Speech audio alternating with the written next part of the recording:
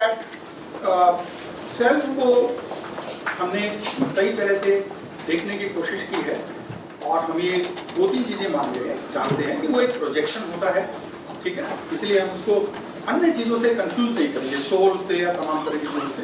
और इसके अलावा ये है कि वो बोर नहीं होता है, यानी हमारे साथ नहीं आता है। तीसरी बात ये है कि हम सब इस दुनिया के अंदर वननेस में हैं। असल में तो हम सब वननेस में हैं। आइंस्टीन भी ये कहते हैं और बहुत सारे फिलोसफर भी कहते हैं और सामान्य आदमी भी बहुत बार कहता है इस बात को। लेकिन सेपरेटनेस यानी सेल्फ सेपरेटनेस है, वो सेपरेटनेस हमारे अंदर एक रूप से हमें अपनी आइडेंटिटी और संभालने के लिए दी जाती है कि हाँ भी आप अकाउंटेबल हैं आप अपने काम के लिए, आपका ये नाम है, आप ये करते हैं। लेकिन इसके साथ साथ हमारी उस सेपरेटनेस को, उस सेल्फ को डिफाइन करने के जो टूल्स हैं, वो टूल्स आपकी पूरी सोसाइटी के अंदर फैले होते हैं। और उन टूल्स का बहुत बड़ा रोल होता है कि क्या मेरी सेल्फ प्रोडक्टिव बनेगी, क्या मेरी सेल्फ डिस्ट्रक्टिव बनेगी, क्या मेरी सेल्फ में डिप्रेशन होगा, क्या मेरी सेल्फ में एंजाइटी होगी, क्या मेरी सेल्फ के अंदर हेट होगी या स्ट्रेंथ होगी। ये बहुत सारी चीज़ें एक बड़े दायरे के अंदर ऑपरेट करती हैं और इसी को कंफर्म करने के लिए हम कोशिश करते हैं। और इम्पॉर्टेंट चीज़ ये है कि बिना सेल्फ के कोई इंटरफेसिंग नहीं हो सकती। इंटरफेसिंग का मतलब है जैसे मेरे और इनके बीच में और आपके या मेरे बीच में, आप तमाम के बीच में जो कुछ ट्रांजैक्शंस होते हैं, वो ट्रांजैक्शंस यदि सेल्फ नहीं है तो नहीं हो सकते। लेकिन उन ट्रांजैक्शंस की क्वालिटी भी इस बात से निर्धारित होगी कि सेल्फ की क्वालिटी क्या है। जो ट्रांजैक्शन में लगे हुए लोग हैं उनकी सेल्फ की क्वालिटी क्या है, इससे भी वो ट्रांजैक्शन की क्वालिटी निर्धारित होगी। इसका सिंपल सा एग्जांपल ये है कि यदि मैं आपकी रिस्पेक्ट करता हूँ, आप मेरी रिस्पेक्ट करते हैं और हम मिलकर के कुछ प्रोडक्टिव काम कर रहे हैं तो हमारी क्वालिटी में अंतर आएगा। लेकिन यदि मैं आपके घर पानी पीने आता हूँ और आप कहते हैं कि आप ऐसे करो और आपको मैं ऐसे पानी डालूंगा क्योंकि आप तो अनटचेबल हैं, तो क्वालिटी में बिल्कुल अलग तरह का फर्क आएगा। दोनों में बिल्कुल फर्क आता है। एक में प्रोडक्टिविटी आ रही है और दूसरे के अंदर एक नियंत्रण आ रहा है, आपके शरीर को डिफाइन किया जा रहा है और उसको डिफाइन करने वाला अपने आप को भी डिफाइन कर रहा है। So interfacing, normally we listen to this word in computer software education, interfacing between or among computers, but interfacing is actually a very important tool of social interaction, you know, without which, and उसके लिए ये जरूरी, इसके बिना नहीं हो। और जब आप इंटरफेसिंग पे आते हैं, निश्चित रूप से आप कोई प्लान्स हैच नहीं कर सकते यदि आपकी इंटरफेसिंग के अंदर पॉजिटिव प्रोडक्टिव क्वालिटी नहीं। आपके प्लान्स फिर कुछ भी हो सकते हैं, ऐसे भी हो सकते हैं जो आपको और अन्य लोगों को तबाह कर रहे हैं, ऐसे भी हो सकते हैं जिसमें आप अपने आप को इतना ज्यादा गिरा करके देखते हैं कि आप अपने आप को संभाल ही नहीं पाते। ये भी संभव हो सकता है। या अपने आप को इतना सुपीरियर मानते हैं कि आपको अन्य लोग नजर ही नहीं आते, ये भी संभव। तो ये बहुत एक बड़ा ऐसा खेल है जहाँ पे नजर को, अवेयरनेस को, एनलाइटनमेंट को बहुत संभाल कर रखने की जरूरत पड़ती है, क्योंकि उसमें फिर कलर आता है, हिस्ट्री आती है और वहां पर फिर एक अदरनेस का सवाल भी आ जाता है। अदरनेस का मतलब है in this social world I did not really exist.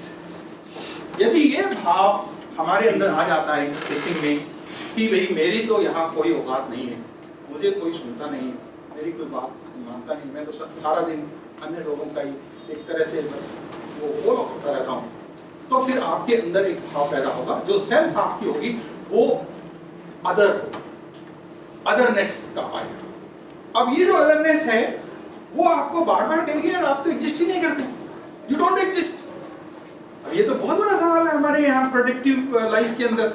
कितने इतने लोग हैं जो ये कहते हैं हम एग्जिस्ट करते हैं और हमें कोई रिकॉग्नाइज करता है, आप एग्जिस्ट करते हैं, फिर हम मिलकर के कुछ करते हैं कि हाँ भाई हमारा एग्जिस्टेंस सबका है। और उसमें एक खास किस्म की एक एगैलिटेरियनिज्म है, उसमें एक खास किस्म का एक भाईचारा है, उसमें खास किस्म की एक समानता है और वहां पे हम काम करना शुरू करेंगे।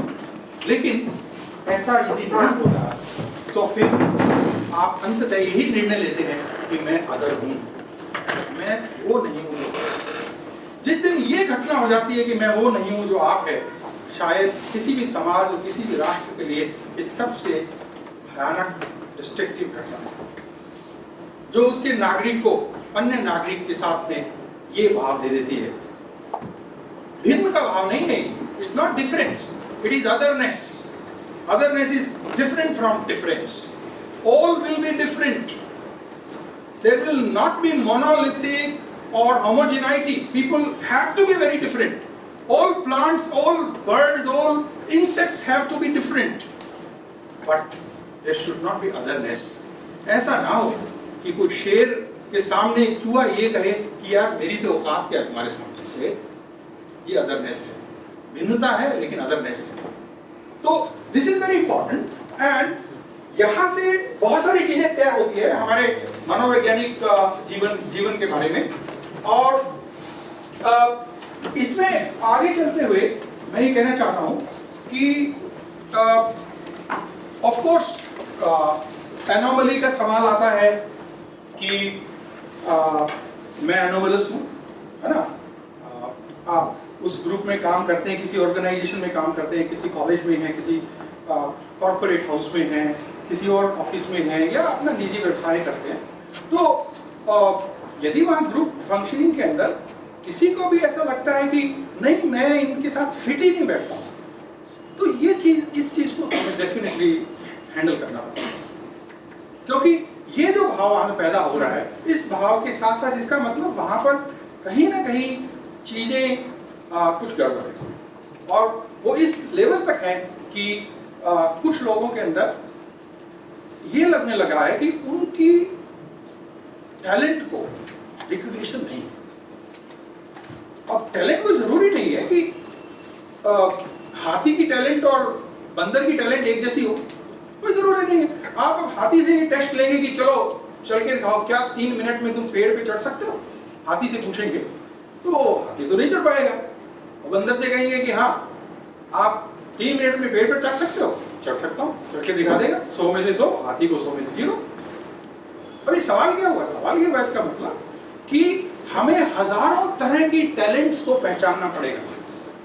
हमारे जितने सेंसेस हैं उतनी टैलेंट्स है, मूवमेंट में उतनी टैलेंट है जितनी माइंड में, मैथमेटिक्स में उतनी टैलेंट है जितनी गले के सुर में। तो टैलेंट को कैसे हम किसी एक मापदंड पे रख करके माप सकते हैं? This is not possible. So we have to definitely recognize thousands kinds of talent to create a pool of the talent, जिसको नॉर्मली हम जेनेटिक पूल कहते हैं। तो सोसाइटी के अंदर या किसी राष्ट्र के अंदर डेफिनेटली टैलेंट्स का पूल हो सकता है।